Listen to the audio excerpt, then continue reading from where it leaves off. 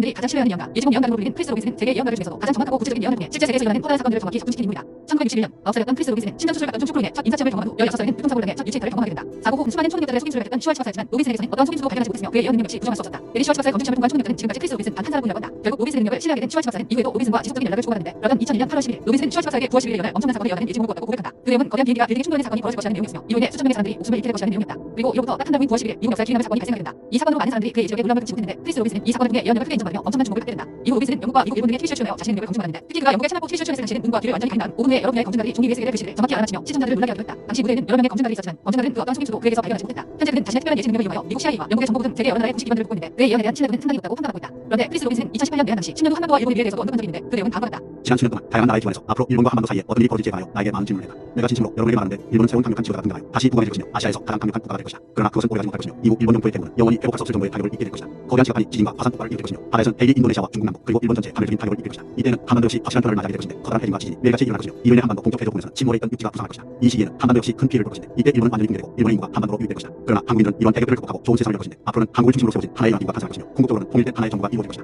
그리고 한반도에 새로 도입된 통화는 전 세계 어디에서나 통용될 것이다. 한반도에서 전쟁이 일어나는 상황은 전혀 보이지 않으며 한국 사람들이 남북한을 자유롭게 여행할 수 있게 된 것이 보인다. 또 다른 특별한 꿈속에서 나는 열차에 타고 있었는데 그것은 평양에서 서울로 온 첫 번째 기차였다. 미래 한반도에는 오래전부터 연대하던 지상낙원이 실제로 이루어질 것인데 사람들은 자신의 내면 세계에 대한 성찰을 하기 시작할 것이며 인간의 영혼이 고도로 진보하는 시대가 될 것이다. 그것의 평화롭고 조화로운 시간이 보인다. 이처럼 그의 신비한 예언은 현재도 진행되고 있으며 그의 한국 통일과 평화에 대한 예언은 아직까지도 수많은 사람들의 관심을 받고 있다. 중국의 그 내용은 다음과 같다.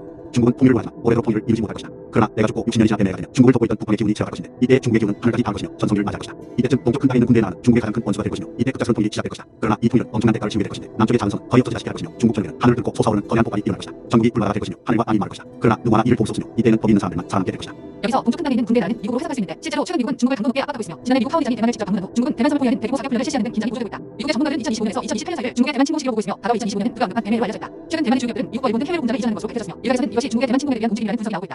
그는 중국의 통일의 가치, 한국의 엄청난 미래에 대해서도 예언했는데 그 내용은 다음과 같다. 조선인들은 자고로 세계에서 가장 똑똑하고 뛰어난 군대를 가졌으며 선한 마음과 이해를 갖춘 민족이었으나 나라의 운이 다하여 세계에서 가장 강한 나라로 전락하였다. 하늘에는 천지주기가 있는데 조선도 이 주기를 따라 운이 흘러왔다. 그러나 조선은 우주의 섭리에 따라 하늘의 운이 다시 트일 것이다. 내가 죽은 후 80년이 되기 전에 조선은 다시 통일을 이룰 것인데 이는 중국이 통일한 국가가 될 것이며 그것은 호랑이에 일어날 것이다. 이때 조선은 원래의 기운을 되찾게 될 것이며 세계에서 가장 부유한 국가로 성장할 것인데 여러 나라의 다양한 인종들이 한국으로 몰려들 것이며 조선인들이 그를 이끌 것이다. 조선은 이타적인 영혼들로 가득 차게 될 것이며 그들은 선한 세상을 다시 만들 것이다. 이처럼 그의 예언은 대한민국의 미래를 밝게 내다보고 있다. 혼란한 시대의 세상을 구제하기 위해 운임을 다해 노력했던 허은법사, 그의 기이한 행적과 예언은 오늘날까지 많은 사람들에게 회자되고 있다.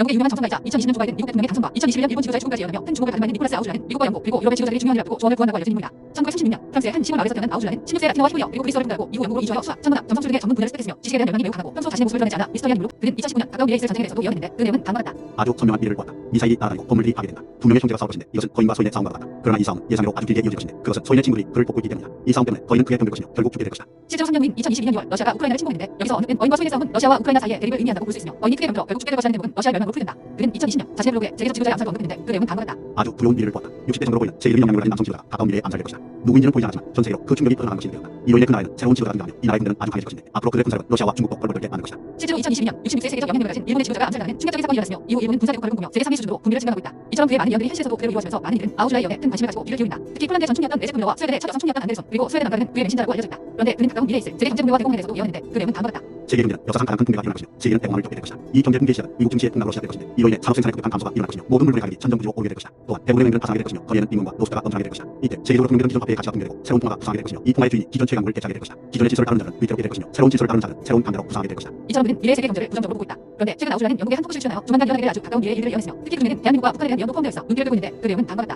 아주 가까운 미래 극동지방에 거대한 화산이 폭발할 것이며 그 화산 폭발은 제2의 기후를 그에 밥을 정도로 강력할 것이다. 그 화산은 주변의 모든 것들을 황폐화시킬 것이며 모든 동물과 식물을 말아줄 것이다. 이로 인해 그곳의 사람들은 엄청난 식량난에 걸리게 될 것이며 많은 사람들이 식량을 찾지 못해 굶어 죽게 될 것이다. 사람 자체가 귀해지며 거리에 사람 하나 찾기 힘들 것인데 바로 이때 오래로 갈라졌던 두 세력이 10년 내로 파괴하게 될 것이며 그들은 연합하여 세계에서 가장 강력한 세력으로 부상하게 될 것이다. 특히 그들은 경제적 면에서 가장 부유한 국가 중 하나가 될 것이며 모든 나라가 그를 부러워하고 또 부러워하게 될 것이다. 여기서 언급된 거대한 화산은 백두산으로 풀이할 수 있으며 달라졌던 두 세력은 대한민국과 북한을 의미한다고 볼 수 있다. 그러나 학자들은 거대한 화산을 백두산이 아닌 후지산으로 풀이하고 있으며 달라졌던 두 세력 역시 한국과 북한이 아닌 중국과 일본이라고 추측한다. 아우줄라는 이러한 대혼란 이후의 세계적 변화에 대해서도 글을 남겼다. 세계적 대혼란이 있고 세계는 전략적인 종기를 맞이할 것인데 이때는 모든 일이 우주가 전해진 진리를 알게 될 것이며 모두가 초인과 같은 삶을 살게 될 것이다. 또한 영혼의 에너지가 충만해질 것이며 아무런 걱정도 없고 부족함도 없는 삶을 누리게 될 것이다. 이처럼 미스터리한 아우줄라의 정확한 예언은 많은 이들을 주목하게 하고 있다. 이때는 세상에 큰 변화가 있을 것이 공과 소가 부딪히고 남과 북이 부딪힐 것이다. 대륙에서는 위대한 용이 깨어나고 대동에서는 용맹한 호랑이가 깨어난다. 또한 일본은 새로운 강력한 지도자가 등장하여 군사국가로 거듭나게 될 것인데 그들은 동서남북에 큰 영향을 미치며 영토를 넓힐 것이다. 또한 그들은 이웃의 민족들을 우애하게 할 것이며 자신들의 모습을 스스로 자랑스러워할 것이다. 그러나 그들의 업적은 오래가지 못할 것이 그들이 하나 된 조선민족과 싸울 때 일본의 영토 대부분은 큰 타격을 입게 될 것이다. 그리고 조선민족의 군대가 일본 땅에 닿을 때 일본은 항복하게 될 것이다. 또한 그때는 하늘을 부는 화산이 폭발하고 땅을 뒤지는 거대한 지진이 일어날 것인데 이로 인해 일본 땅의 절반은 바닷속으로 침몰하게 될 것이며 절반은 조선민족에게 완전히 내어주게 될 것이다. 이때 조선민족의 영토는 급격한 변화를 맞이하게 될 것인데 남쪽으로는 일본의 영토를 얻게 될 것이며 북쪽으로는 얼어붙은 방한 동토를 얻게 될 것이다. 그리고 일본 땅의 민족이 완전히 붕괴될 때 그들은 조선 반도와 동북방의 영토로 유입될 것인데 특히 조선 반도에는 일본의 뛰어난 인물들이 유입되어 나라의 큰 힘이 될 것이다. 그리고 강인한 조선의 민족은 조선 반도를 중심으로 그들과 함께 평화의 세상을 열 것인데 그것은 새롭고 위대한 도시가 탄생하게 될 것이며 이 도시는 영원한 도시가 불리게 될 것이다. 세상의 모든 민족들이 조선에 세워진 이 영원한 도시로 가기 위해 줄을 설 것이며 조선은 화려한 축제에 나아가 될 것이니 최후에는 그들이 축배의 상을 받으리라. 이처럼 미스터리한 화려한 불타를 이어는 아직도 장수성 지방에서 많은 이들에게 전해지고 있다.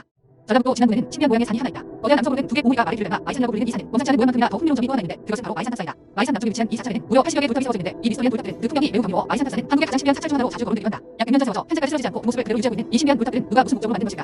조선시대가 효명대군의 신입 배선으로 태어난 이경룡은 혼란에 빠진 백성을 구하고 한반도의 균을 보고 싶게 되며 약 6년간 한반도 전국의 수많은 명산들을 둘러보고 홀로 마이산으로 들어가 낮에는 돌을 알고 밤에는 기도를 울며 혼자서 바위산의 불탑을 쌓기 시작해 약 30년간 무려 80개가 넘는 불탑을 쌓았다.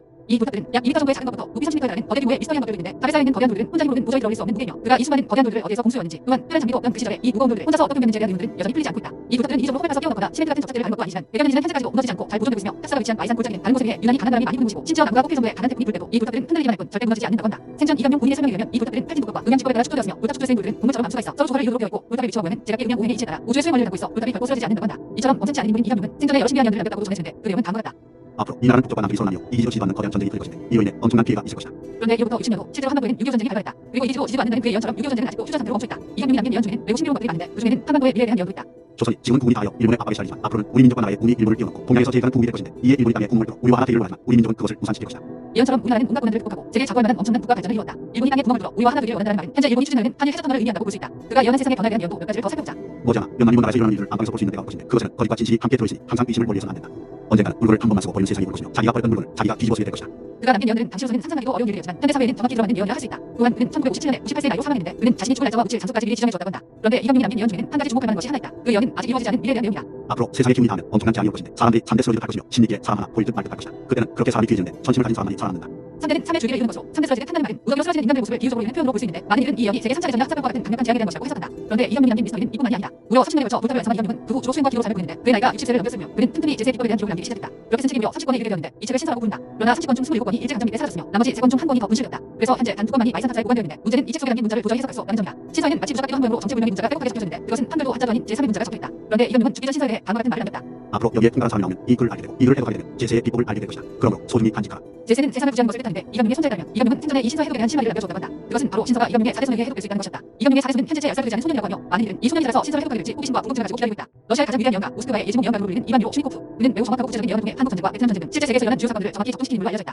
죽기 직전까지 사제로서 역할을 충실히 수행한 이로 슈니코프는 1902년 정확히 100세의 나이로 세상을 떠났다고 전해지는데 그는 죽기 전 3일 동안 잠도 자지 않고 울만 마시며 신에게 간절한 기도를 올려 외공 속의 대천사 가브리엘이 나타나 미래에 있을 엄청난 사건들을 제시해 주었다고 전해진다. 그리고 그는 그의 인종을 보기 위해 모인 9명의 제자들에게 미래에 있을 세상의 변화는 물론 러시아와 동아시아에 일어나게 될 엄청난 일들을 예언으로 남겼다고 알려져 있는데 그 내용은 다음과 같다. 모든 왕들은 친구의 왕을 따르게 될 것이며 모든 것은 친구를 중심으로 돌아가게 될 것이다. 그러지 않은 나라는 폐허로 전락하게 될 것이며 그것을 따르는 나라는 모순 속에 부응하게 될 것이다. 위대했던 러시아는 친구를 따르는 민족들에 의해 8개 나라로 쪼개질 것이며 대부분의 땅을 적국에 빼앗기게 될 것이다. 그중에는 영국 민족과 일본 민족 그리고 조선 민족 등이 있을 것이다. 이 전쟁의 시작은 조선 반도와 가까운 러시아 동부가 될 것이며 일본이 이런 힘을 되찾을 때쯤 가장 먼저 러시아와 싸우게 될 것이다. 이때부터 러시아는 지어지기 시작할 것인데 이 땅의 형제들은 서로의 피를 갈구하며 굶주린 짐승처럼 달려들게 될 것이며 영원한 전쟁과 거짓말에 고통받게 될 것이다. 그는 한반도와 아시아 미래에 대해서도 언급했다. 러시아의 세력은 조선 반도와 아시아 전체에 큰 영향을 미치게 될 것이다. 일본의 기운은 나날이 커져 러시아의 동부를 집어삼키게 될 것이며 거대한 땅을 가진 대국으로 성장하게 될 것이다. 이때 조선의 민족 역시 러시아 땅의 일부를 얻게 될 것이며 이로 인해 그들의 영토는 기존의 몇 배로 커지게 될 것이다. 이 인류 문명의 대전환기에는 극동 지방에 새로운 문명과 새로운 삶을 제시하는 신성한 결의 민족이 반드시 나타날 것이다. 그 민족은 탁월한 정성을 지어서 외세의 침략과 내부의 폭동으로 끊임없이 억압당해온 민족일 것이며 공과 이상의 충돌이 남긴 상태를 간직하고 있는 민족일 것이다. 원래 그 별은 중동의 신성한 민족에 있었으나 미래는 그들이 그 꿈에 와 있을 것이다. 그들이 원래 기운을 되찾을 때 그들은 세계의 중심이 될 것이며 세계에서 가장 풍요롭고 안전한 나라가 될 것이다. 그 이상은 나도 볼 수 없으니 너희는 이제 그 민족을 찾아 경배하고 온 힘을 다하여 그들을 도우라. 실제로 2차 세계대전 직후인 1946년 그의 9명의 제자 중 3명이 이끄는 무리가 극동으로 행했다는 기록이 있지만 그 후 그들의 행적은 알려진 바가 없다. 그러나 일본 역사 인자교장 사카타미치로는 1982년 러시아와 일본의 무능과 정보를 통해 일본을 포함한 북부 아시아를 사사치 살피던 중 우연히 한국의 역사서를 읽고 문득 큰 전율과 함께 신성한 별의 민족이라고 한민족임을 깨달은다고 일본의 역사가 찐 일본 역사에 언급한 바 있다. 이처럼 러시아 역사에 이로시니코프가 남긴 미스터리한 행적은 아직도 그가 살던 모스크바에서 많은 사람들에게 펼쳐지고 있다. 대한민국 국립중앙박물관에는 남사고 비결이라고 불리는 보소가 하나 있다.